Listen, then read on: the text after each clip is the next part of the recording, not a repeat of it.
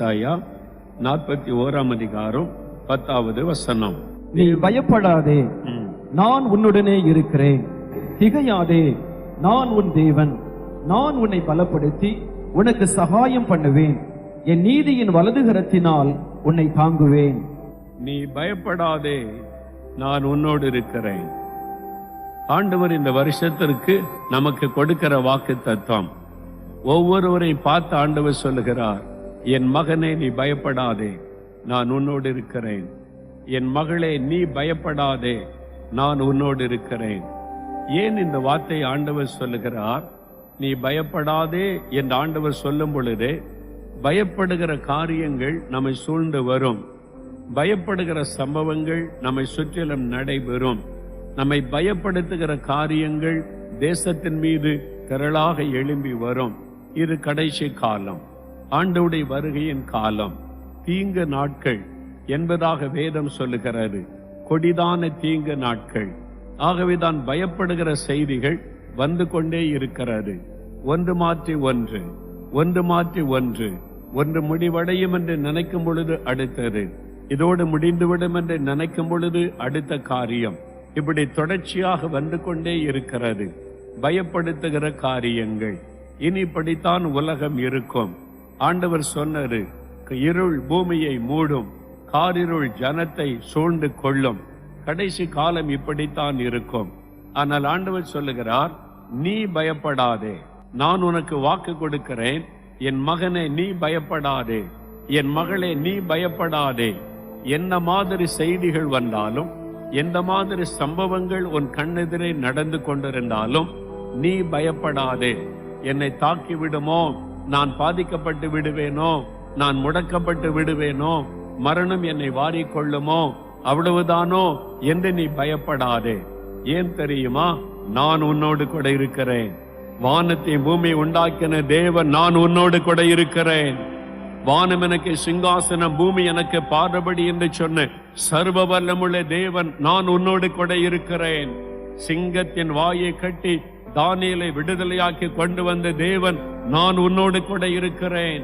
கடலை 2ஆக பிளந்து என் ஜனத்தை வெட்டாந்தரையிலே வழி நடத்தின தேவன் நான் உன்னோடு கூட இருக்கிறேன். அக்கனை சூளைக்குள் இருந்து ஷாத்ராக், மேஷாக், ஆபேத்நேகோவை வெளியே கொண்டு வந்து தப்புவித்த அந்த தேவனாகிய கர்த்தர் நான் உன்னோடு கூட இருக்கிறேன். கண்மலையிலிருந்து தண்ணீரை புறப்பட பண்ணி என் ஜனத்தின் தாகத்தை தீர்த்த உன் தேவனாகிய கர்த்தர் நான் உன்னோடு கூட இருக்கிறேன்.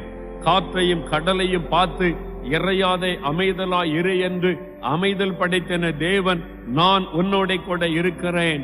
மரித்தோரையும் உயிரோடு கூட எழும்ப பண்ணின உன் தேவனாகிய கர்த்தர் நான் உன்னோட கூட இருக்கிறேன். சிலுவையிலே மரணத்தை ஜெயித்து 3வது நாள் உயிர்த்தெழுந்த தேவன் நான் உன்னோட கூட இருக்கிறேன். வானத்திலும் பூமியிலும் சகல அதிகாரம் பெற்ற இயேசுவாகிய உன் கர்த்தராயிருக்கிற நான் உன்னோட கூட இருக்கிறேன். என் ஆண்டவர் உங்களுக்கு வாக்கு கொடுக்கிறார். ஆகவே தான் ஆண்டவர் சொல்லுகிறார், பயப்படாதே, என் மகனே நீ பயப்படாதே, என் மகளே நீ பயப்படாதே. உன்னோடு இருக்கிற நான் சர்வ வல்லமுள்ள தேவன். உன்னோடு இருக்கிற நான் அண்ட சராசரங்களை சிருஷ்டித்த ஒரு தேவன். உன்னோடு இருக்கிற நான் முழு உலகத்தையும் உண்டாக்கி என் வார்த்தையினாலே தாங்கி வருகிற தேவன். ஆகவே நீ பயப்படாதே, நான் உன் கூட இருக்கிறேன் அப்படின்னு ஆண்டவர் சொல்லுகிறார். ஆண்டவர் நம்ம கூட இருந்து என்ன செய்ய போகிறார்? எரேமியா 15 அதிகாரம் 20 உன்னை இந்த ஜனத்துக்கு எதிரே அரணான வெண்கல அலங்கமாக்குவேன். அவர்கள் உனக்கு விரோதமாக யுத்தம் பண்ணுவார்கள், ஆனாலும் உன்னை மேற்கொள்ள மாட்டார்கள். உன்னை ரட்சிப்பதற்காகவும் உன்னை தப்புவிப்பதற்காகவும் நான் உன்னுடனே இருக்கிறேன் என்று கர்த்தர் சொல்லுகிறார். ஆண்டவர் சொல்றாரு, உன்னை ரட்சிப்பதற்கு மாத்திரம் அல்ல, உன்னை தப்புவிப்பதற்காகவும் நான் உன்னோட கூட இருக்கிறேன். உன்னை தப்புவிப்பதற்காக I am with you to deliver you. உனக்கு விடுதலை கொடுப்பதற்காக. ஏதோ ஒரு காரியத்தில் நீ அகப்பட்டு இருக்கிறாய், கடன் பிரச்சனைக்குள்ளே நீ அகப்பட்டு இருக்கிறாய், அதிலிருந்து உன்னால வெளியே வர முடியவில்லை. அந்த கடன் பிரச்சனை உங்களை அடிமையாக்கி விட்டது. நான் அதிலிருந்து உன்னை தப்புவிப்பேன். அந்த அடிமைத்தனத்திலிருந்து உன்னை விடுதலையாக்கும்படி உன்னோடு இருக்கிறேன் ஆண்டவர் சொல்லுகிறார். ஒரு வியாதி உடைய சரீரத்தை தாக்கிவிட்டது, அதிலிருந்து வெளியே வர முடியல. அந்த வியாதி உங்களை சிறுமைப்படுத்தி, வேதனைப்படுத்தி, பலவீனப்படுத்தி, வேதனைப்படுத்தி கொண்டே இருக்கிறது. அந்த நோய் உங்களை அடிமையாக்கி வைத்திருக்கிறது. அந்த வியாதி உங்களை வேதனைப்படுத்துகிறது. ஆண்டவர் சொல்லுகிறார், அந்த வியாதியின் பிடியிலிருந்து நான் உன்னை தப்புவிப்பேன். அது கேன்சர் வியாதியா இருக்கலாம், ஆஸ்துமா வியாதியா இருக்கலாம், அது உன் பாதிக்கப்பட்ட சிறுநீரகமா இருக்கலாம், உன் சரீரத்தை பலவீனப்படுத்தின ஒரு நோயாக இருக்கலாம், உன் உறுப்புகளை பாதித்திருக்கிற வியாதியா இருக்கலாம். நான் அந்த வியாதியின் பிடியிலிருந்து உன்னை தப்புவிப்பேன். இன்றைக்கு அது நடக்க போகிறது. இன்றைக்கு உனக்கு ஒரு விடுதலை, இன்றைக்கு ஒரு சுகம். நான் உனக்கு உன்னை தப்புவிப்பேன் என்று ஆண்டவர் சொல்லுகிறார். இது ஒரு பிசாசினுடைய போராட்டம், பிசாசினுடைய கட்டு. பயத்தின் ஆவியில நான் பிடிக்கப்பட்டு விட்டேன், மரண பயம் சூழ்ந்திருக்கிறது. ஆண்டவர் சொல்லுகிறார், நான் உன்னை இந்த பிசாசின் கையிலிருந்து உன்னை தப்புவிப்பேன். நீ பயப்படாத. நான் அல்லவா உனக்கு விடுதலை தருகிறவர், நான் அல்லவா உன்னை தப்புவிக்கிறவர். அதனால நீ பயப்படாத என்று ஆண்டவர் சொல்லுகிறார். நம்மை தப்புவிக்கிற ஒரு தேவன் அவர். பொல்லாத மனிதர்கள் நமக்கு விரோதமா எழும்புவார்கள். நம்ம வாழ்கிற நாட்கள் கடைசி கால கொடிதான காலம். நம்மை சுற்றிலும் பொறாமை கொண்ட மக்களும் பொல்லாத இருதயம் கொண்ட மக்களும் நம்ம வசிக்கிற இடத்துல இருப்பாங்க, நீங்க வேலை செய்கிற இடத்துல இருப்பாங்க, நீங்க பிசினஸ் பண்ணுகிற இடத்துல இருப்பாங்க, நீங்க ஊழியம் செய்கிற இடத்துல இருப்பாங்க. இவன் எப்பொழுது அழிவான், இவள் எப்பொழுது அழிவாள் என்று பார்த்து கொண்டே இருப்பாங்க. நமக்கு விரோதமா ஏதாவது தீமை செய்யலாமா, வில்லி சூனியம் பண்ணலாமா, இவங்களை எப்படியாவது கவிழ்த்து போடலாமா, இவங்களுடைய ப்ரமோஷனை தடுத்துடலாமா, இவங்களுக்கு வரக்கூடிய நன்மையை கெடுத்து விடலாமா என்ற பொல்லாத இருதயம் கொண்ட மக்கள் நம்மை சுற்றிலும் இருப்பாங்க. நமக்குள்ள ஒரு மன சோர்வு வந்துவிடும். இப்படியெல்லாம் எங்களை படாத பாடுபடுத்துறாங்களே, இந்த இவங்க கையிலிருந்து என்னால தப்ப முடியுமா என்பதாக. தானியேல் 6ஆம் அதிகாரத்தை வாசித்து பாருங்க. தானியேல் என்ற ஒரு வாலிபன் பாபிலோன் தேசத்திற்கு அடிமையாய் கொண்டு வரப்பட்டவன். தேவன் அவனை உயர்ந்த ஸ்தானத்தில் வைத்தார். அவனுக்கு நல்ல ஞானம் கொடுத்து, திறமை கொடுத்து, அவன் உண்மை உள்ளவனாய் இருந்ததுனால மேலும் மேலும் கர்த்தர் அவனை உயர்த்தி கொண்டே வந்தார். அவனுடைய உயர்வை பார்த்த அவன் கூட இருந்த வேலை செய்த அதிகாரிகள் அவன் மேல பொறாமை கொண்டார்கள். ஐயோ, இவன் மேல மேல போறானே, அந்நிய தேசத்தில் இருந்து வந்தவன், இவனுக்கு தானே ராஜா முக்கியத்துவம் கொடுக்கிறார், இவனுக்கு தானே ப்ரமோஷன் கிடைத்து கொண்டே இருக்கிறது, நம்ம இடத்தை இவன் எடுத்துக்கொண்டானே, இவனை அழிச்சிடணும், இவனை கொன்றுவிட வேண்டும், இவனை விரட்டி விட வேண்டும், இவனை இல்லாமல் செய்து விட வேண்டும். தந்திரமா கிரியை செய்யறாங்க. ஒரு சட்டத்தை இயற்றி தந்திரமாய் ராஜா கிட்ட கையெழுத்து வாங்கி தானியேலை சிங்க கபியில போடுறாங்க.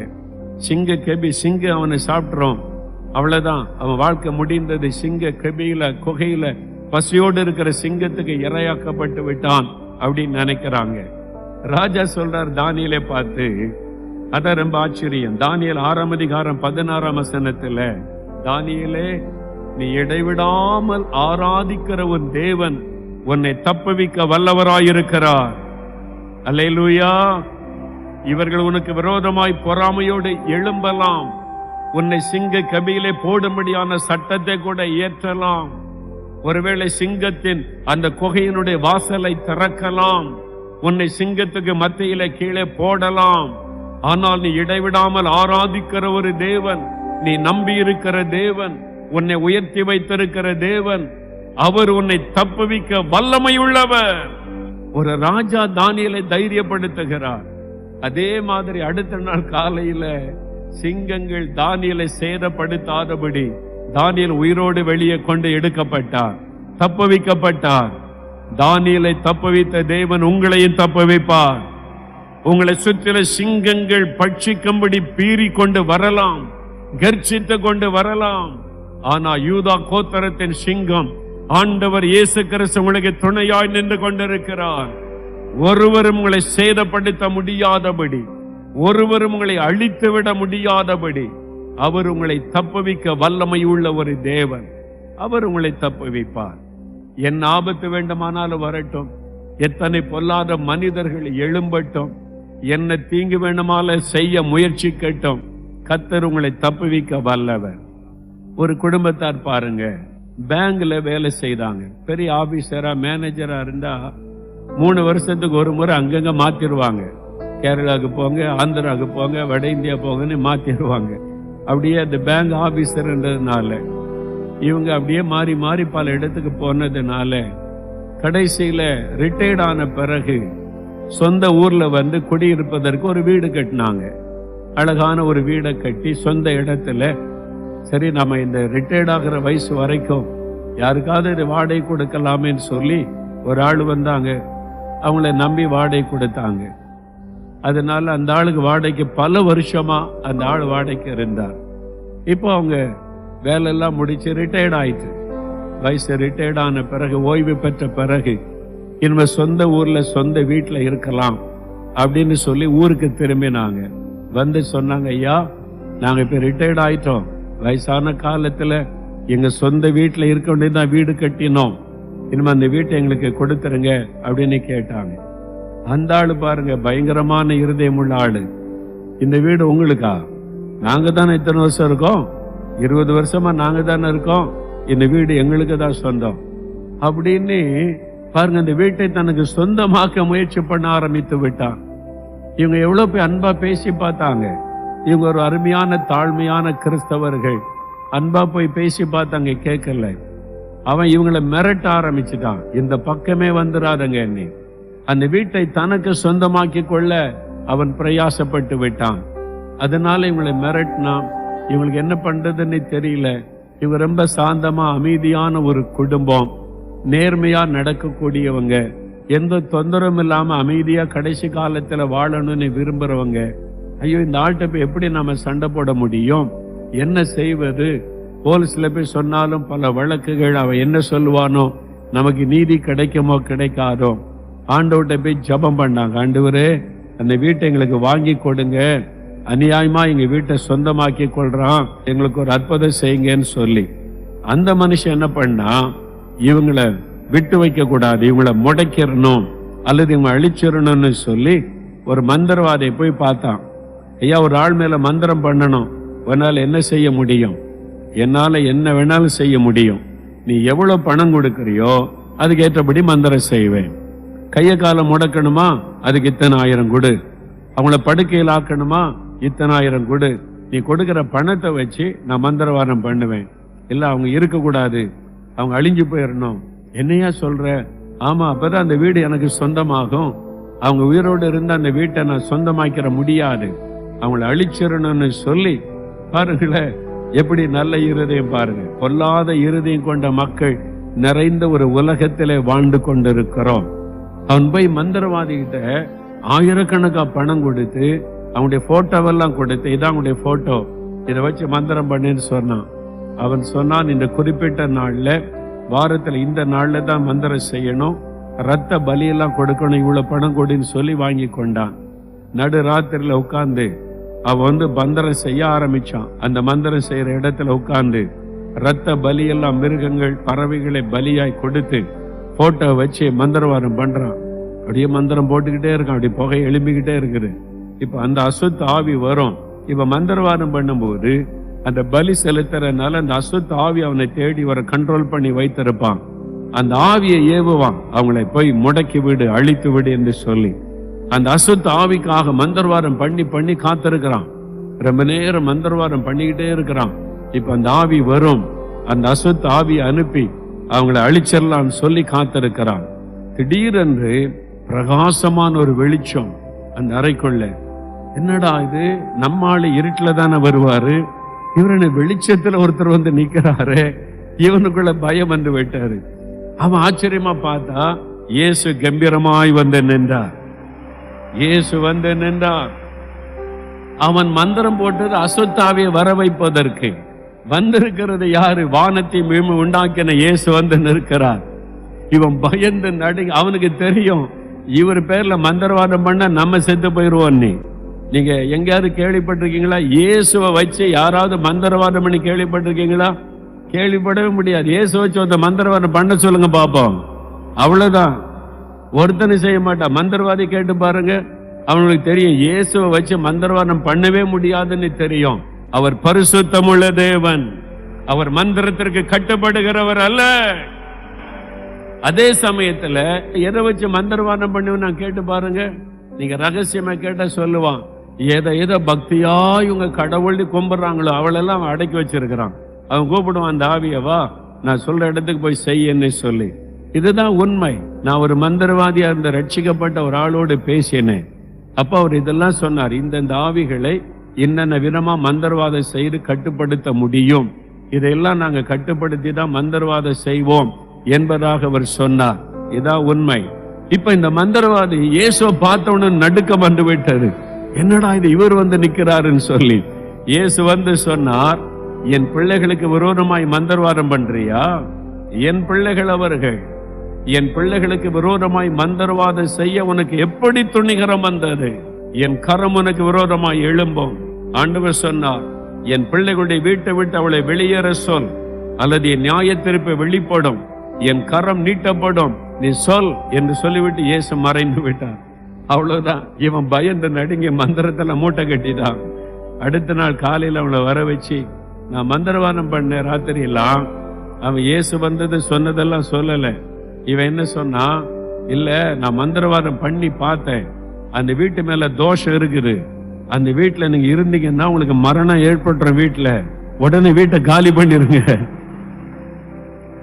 அப்படின்னு சொன்ன. அவ்வளவுதான். ராத்திரியோட ராத்திரியா போய், ஐயா நாங்க வீட்டை காலி பண்ணிட்டோம், இந்தாங்க உங்க சாவி வச்சுக்கொள்ளுங்க அப்படின்னு வீட்டை காலி பண்ணி ஓடியே போய் விட்டான். இயேசு கிறிஸ்துக்கு முன்னால ஒரு வல்லமையும் இருக்க முடியாது. பயப்படாதுங்க. ஆண்டவர் சொல்லுகிறார், பயப்படாதே, உன்னை தப்புவிக்கும்படிக்கு நான் உன்னோடு இருக்கிறேன். இஸ்ரவேலுக்கு விரோதமான மந்திரவாதம் இல்லை, யாக்கோபுக்கு விரோதமான குறி சொல்லுதல் இல்லை. யார் மந்திரவாதம் செய்தால் என்ன, பலிக்காது. அவர் ராத்திரி எல்லாம் முழிச்சு மந்திரவாதம் பண்ணுவான், நீங்க நல்ல நிம்மதியா தூங்கி எழும்புவீங்க. உங்க தூக்கத்தை கூட பிசாசால டிஸ்டர்ப் பண்ண முடியாது. உலகத்தில் இருக்கிற பிசாசை காட்டிலே நம்மோடு இருக்கிற இயேசு பெரியவர். உலகத்தில் இருக்கிற மந்திரவாதிகளை காட்டிலும், மந்திரங்களை காட்டிலும், அவன் பயன்படுத்துகிற பொல்லாத பிசாசை காட்டிலும் நம்மோடு இருக்கிற இயேசு பெரியவர். பிசாசின் தலையை மிதித்தவர். அவருக்கு முன்னால எந்த பிசாசு நிற்க முடியும்? 1000 மந்திரவாதி சேர்ந்து மந்திரவாதம் போட்டுட்டோம், உங்க தூக்கத்தை கூட கெடுக்க முடியாது. அவர் சர்வ வல்லமுள்ள தேவன். ஆனா நீங்க அவருக்குள்ள ஸ்ட்ராங்கா இருக்கணும், அதுதான் முக்கியம். ஜெபம் பண்ணாம பைபிள் வாசிக்காம நான் கிறிஸ்தவன் தான் சொல்லிக்கிட்டு இருந்தீங்கன்னா பிசாசு உங்க தலையில ஏறி உட்கார்ந்துருவான். நீங்க ஆண்டவருக்குள்ள கரெக்டா இருக்கணும். ஜெபம், வேத வாசிப்பு, பரிசுத்தமான வாழ்க்கை, ஆவில நிரம்பி ஜெபிக்கிறது, உண்மையுள்ள வாழ்க்கை, இதெல்லாம் கரெக்டா இருந்தா எந்த மந்திரவாதமும் உங்களுக்கு விரோதமாய் செய்யப்படுகிற மந்திரவாதம் பலிக்காது. ஆண்டவர் சொல்ல, நான் தப்புவிப்பேன், யார் உன்னை சேதப்படுத்த முடியும்? பயப்படாது. கடன் பிரச்சனையா, பண பிரச்சனையா, மனிதரால போராட்டமா, உனக்கு விரோதமாய் அநியாயமாய் செயல்படுகிறாங்களா? பயப்படாத, நான் உன்னை தப்புவிக்கிற தேவன். எந்த இக்கட்டிலிருந்து உன்னை தப்புவிப்பேன். எவ்வளவு பெரிய ஆள் எழும்பட்டும், நான் உன்னை தப்புவிக்கிற தேவனாய் இருக்கிறேன். பயப்படாத. ஒரு சமயம் ஒரு பட்டணத்துக்கு போயிருந்தேன். அங்க பெரிய தொழில் செய்கிற ஒரு குடும்பத்தார் அவங்க வந்து சொன்னாங்க, ஐயா எங்க வாழ்க்கையில இயேசு ஒரு அற்புதம் செய்தாருங்க. என்ன காரியம் என்று கேட்டேன். அந்த பட்டணத்துல ஒரு ரவுடி இருந்தான். ரவுடி ஊருக்கு இருக்காங்க. ரவுடி பணத்துக்காக அப்படியே ஆட்களை மிரட்டி பணம் பறிக்கிறவங்க. அப்படியே ஒரு ரவுடி, பெரிய பிரபலமான ரவுடி. ஒரு நாள் இவங்க வியாபார ஸ்தலத்துக்கு வந்துட்டான். இவங்க பெரிய பிசினஸ் கர்த்தர் ஆசீர்வதித்து இருக்கிறார். அவன் வந்துட்டான். வந்து சொன்னான், இவ்வளவு நாளைக்குள்ள இத்தனை லட்சம் ரூபாய் நீங்க பணம் எனக்கு தரணும், இல்லாட்டா உங்க பிசினஸ் இல்லாம பண்ணிடுவேன், அல்லது உங்களுடைய குடும்பத்துல மரணம் சம்பவித்து விடும். நீங்க எந்த போலீஸ்க்காவது போனீங்க உங்க வீட்டுல மரணம் தான் என்பதாய் மிரட்டி விட்டு போய்விட்டான். இதை சிலர்கிட்ட விசாரித்தா சொன்னாங்க, ஐயோ அவன் பயங்கரமான ரவுடி, கொலை செய்ய பயப்பட மாட்டான், எத்தனையோ முறை ஜெயிலுக்கு போனவன், போலீஸுக்கும் பயப்பட மாட்டான், எந்த மனிதர்களுக்கும் பயப்பட மாட்டான், கேட்கிற பணத்தை கொடுத்துருங்க, இல்லாட்டா நம்முடைய உயிருக்கு ஆபத்துன்னு சொல்லி மற்ற வியாபாரிகள் சொல்லிட்டாங்க. இவங்களுக்கு என்ன பண்ணுன்னு தெரியல. அப்ப யார் நமக்கு உதவி செய்வா? ஒரு பயங்கரமான பொல்லாதவன் நம்மளை மிரட்டி நம்மகிட்ட இருந்து அநியாயமாய் பணத்தை பறிக்க பார்க்கிறானே, ஒரு முறை கொடுத்துட்டா சும்மா இருப்பானா? தொடர்ந்து வந்து வந்து மிரட்டி பணம் கேட்பானே. அதனால என்ன செய்யறது? யாருகிட்டையும் உதவிக்கு போக முடியாது. காவல்துறையில தெரிஞ்ச ஒருத்தரிட விசாரிச்சு அவர் சொன்னார், உண்மைதான், அவன் பயங்கர ரவுடி, கேட்கிற பணத்தை கொடுத்துட்டா நிம்மதியா இருக்கலாம். இல்ல நீங்க போலீஸ் அதுன்னு போனா ஜெயில போயிட்டு 4 மாசத்துல வெளியே வந்துருவான், வந்து மறுபடியும் உங்களை தான் குறி வைப்பான், எதுக்கு உங்களுக்கு அப்படின்னு சொல்லிட்டாங்க. இப்ப யாருமே உதவி செய்ய முடியாத நிலைமை. இந்த இக்கட்டிலிருந்து எப்படி விடுதலை அடைவது? அந்த பொல்லாத மனிதன் கையிலிருந்து எப்படி விடுதலை அடைவது? பயம், மரண பயம், என்ன செய்வதுன்னு தெரியல. அவன் குறித்த நாள் நெருங்கி கொண்டிருக்கிறது. அந்த குறித்த நாளுக்குள்ள அந்த பணம் கொடுத்து விட வேண்டும். இவங்க ஜபிக்கிறாங்க, நாளைக்கு அவன் குறிச்சிட்டான், நாளைக்கு அவன் வந்து நிப்பானே, இவ்வளவு லட்சத்தை நாம் எப்படி கொடுக்கிறது? ராத்திரில அவங்க ஜெபம் பண்ணாங்க, இயேசுவே எங்களுக்கு ஆபத்துல நீங்க தான் உதவி செய்கிற தேவன், எங்களுக்கு உதவி செய்ய யாருமே இல்லை, இந்த பொல்லாதவன் கையிலிருந்து நீங்க தான் எங்களை தப்பு வைக்கணும்னு சொல்லி ராத்திரி ஜெபம் பண்ணி படுக்கைக்கு போனாங்க.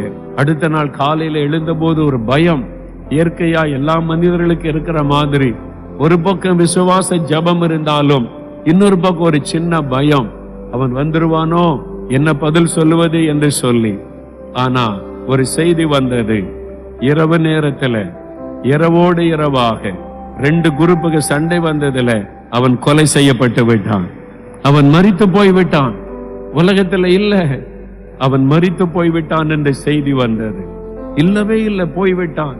உனக்கு விரோதமாய் எழும்பினவர்களை நீ தேடியும் காணாதிருப்பாய். ஆண்டவர் சொல்லுகிறார், உனக்கு விரோதமாய் எழும்பினவர்களுக்கு விரோதமாய் கர்த்தர் எழும்பி யுத்தம் பண்ணுவார். தேவன் அவனை மரணத்திற்கு ஒப்பு கொடுத்து விட்டார். அவங்களுக்குள்ளாக அடித்து கொண்டு மரித்து போனான். பாருங்கள், பெரிய இக்கட்டிலிருந்து தேவன் விடுதலை கொடுத்தார்.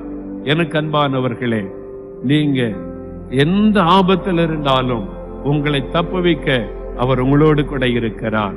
அவமானம், நிந்தை, குழந்தை இல்ல, கற்பத்தின் கனி இல்ல என்ற நிந்தைக்கு நடுவில், அவமானத்துக்கு நடுவில் தவிக்கிறீங்களா? ஆண்டவர் சொல்லுகிறான், அந்த அவமானத்திலிருந்து உனக்கு விடுதலை கொடுக்க நான் கூட இருக்கிறேன். அந்த நிந்தை பரிகாசத்திலிருந்து உன்னை விடுதலையாக்க நான் உன்னோடு இருக்கிறேன். என் ஆண்டவர் வாக்கு கொடுக்கிறார். ஆகவே ஆண்டவர் கூட இருக்கிறதுனால எல்லா இக்கட்டிலிருந்தும் உங்களை தப்பு வைத்து உங்களை பாதுகாப்பார். ஆண்டவருக்கு நன்றி சொல்லுங்க. அல்லேலூயா. என்னை தப்பு வைக்கும்படி கர்த்தர் என்னோடு இருக்கிறார்னு சொல்லுங்க.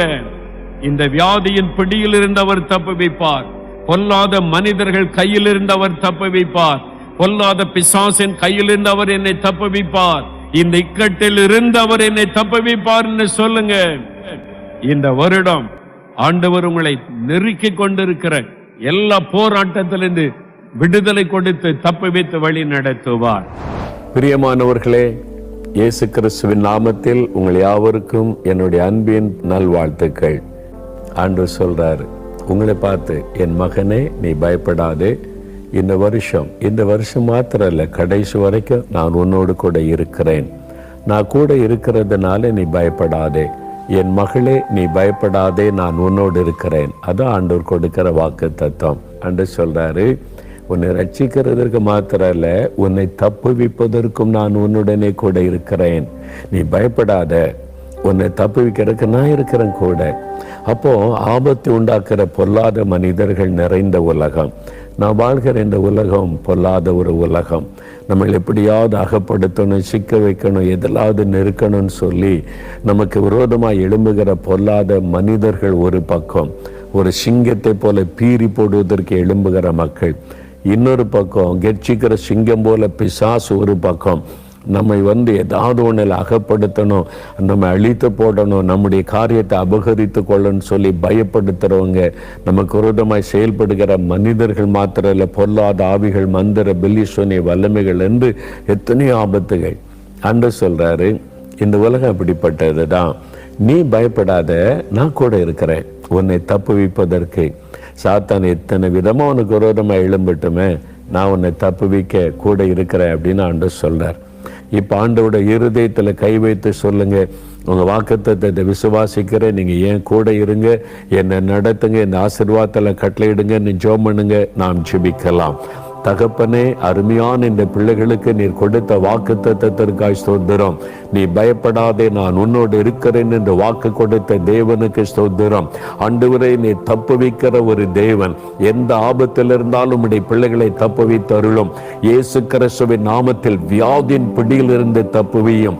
அவளை பல வருடமாய் தொடர்ந்து வருகிற வியாதிகள், பரம்பரையாய் தொடர்ந்து வருகிற வியாதிகள் இயேசு கிறிஸ்துவின் நாமத்தில் விலகி போகட்டும். இந்த பிள்ளைகளுக்கு விரோதமாய் எழும்புகிற மந்திரவாதங்கள், பில்லிசூனியங்கள், உபத்திரவங்கள் இயேசுவின் நாமத்தில் அழிக்கப்பட்டு போகட்டும். எல்லா பயத்திலிருந்தும் அவளை தப்புவித்தருளும், விடுதலை கொடுத்தருளும். ஆண்டவரே, வேலையிலே, பிசினஸிலே, குடும்பத்திலே பிசாசு கொண்டு வருகிற போராட்டங்கள், நெருக்கங்கள், உபத்திரவங்கள் எல்லாவற்றிலிருந்து அவளை தப்புவித்து ஒரு பெரிய மன மகிழ்ச்சி அவளுக்கு தாரும். உம்முடைய பிள்ளைகளுக்கு விரோதமாய் எழும்புகிற பில்லிசூனிய வல்லமைகள் அழியட்டும். மனுஷீக வல்லமைகள் இயேசுவின் நாமத்தில் அழியட்டும். நெருக்குகிற உபத்திரவத்தை கொண்டு வருகிற சத்தனுடைய கிரியைகள் அழியட்டும். எல்லாவற்றிலிருந்து அவளை நீர் தப்பு வைத்து மகிழ்ச்சியோடு கூட வழி நடத்தும். பிள்ளைகளை காத்துக்கொள்ளும், போக்கு வரத்திலே காத்துக்கொள்ளும், நம்முடைய சொத்துக்களை காத்துக்கொள்ளும். எல்லாவற்றின் மேல் நம்முடைய பாதுகாப்பு நடத்தட்டும். இயேசு கிறிஸ்துவின் நாமத்தில் இந்த ஆசீர்வாதம் உண்டாகட்டும். நீ பயப்படாதே, நான் உன்னோடு இருக்கிறேன் என்று சொன்ன ஆண்டவர் அவருடைய பயத்தை உள்ளத்தை விட்டு எடுத்து போடுவீராக. தைரியப்படுத்தி வழி நடத்தும். இயேசு கிறிஸ்துவின் நாமத்தில் ஜெபிக்கிறேன் பிதாவே, ஆமேன், ஆமேன். ஆண்டவர் அற்புதம் செய்துட்டார். இந்த வாக்கு தத்தத்தை தினமும் நீங்க சொல்லி ஜெபிக்கணும். நீங்க நான் பயப்பட மாட்டேன், நீங்க என் கூட இருக்கிறீங்க, உமக்கு ஸ்தோத்திரம், எங்க குடும்பத்தில் எங்க கூட இருக்கிறீங்க, உமக்கு ஸ்தோத்திரம்னு நல்லா துதித்து ஜெபிங்க. தினந்தோறும் அற்புதங்களை காண்பீங்க, அதிசயம் நடக்கும். நீங்கள் மகிழ்ந்து களி கூறுவீர்கள். ஆமேன்.